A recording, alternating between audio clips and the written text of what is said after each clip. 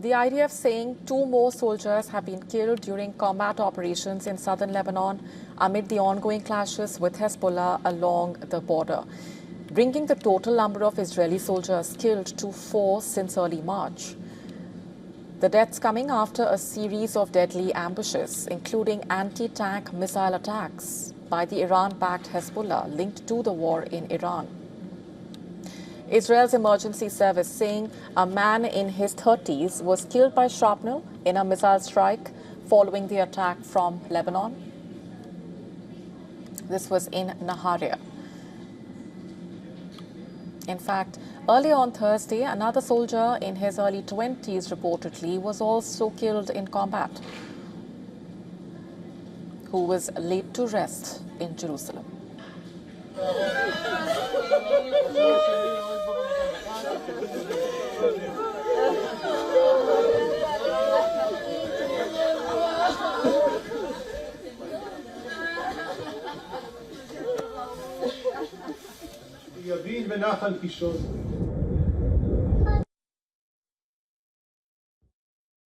And the violence marking a sharp escalation in cross-border fighting since early March. Early Friday, the Lebanese media reported that an Israeli strike hit Beirut's southern suburbs. Several explosions were heard in the Hezbollah stronghold, which Israel has repeatedly targeted since the war started. The Israeli offensive has killed over 1,000 people in Lebanon, displacing over 1 million. On Thursday, Israel intercepted a fresh barrage of missiles fired from Lebanon, with no civilian casualties reported in the attack. Meanwhile, an IDF spokesperson has said additional troops are required for the deployment along the Lebanese front, adding that the army is short on about 15,000 soldiers, roughly half of them combat troops. On the Lebanese front, the forward defensive zone that we are creating requires additional IDF forces also in the future, over time. In Gaza as well, along the yellow line, more forces are needed.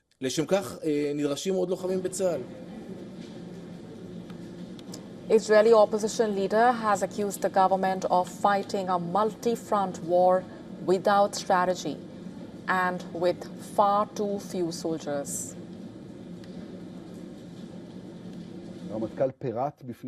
The Chief of Staff laid out before the cabinet a whole series of threats, most of which cannot be detailed in front of a camera.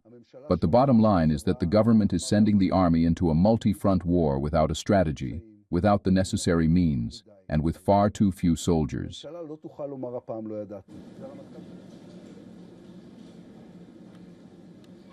In the wake of renewed strikes, protesters gathered outside the Iranian embassy in Lebanon's Beirut, chanting in support of Iran and waving Iranian and Hezbollah flags. They voiced anger over Lebanon's decision to declare Iran's ambassador persona non grata and issue him a notice to leave, expressing solidarity with Iran and its leadership.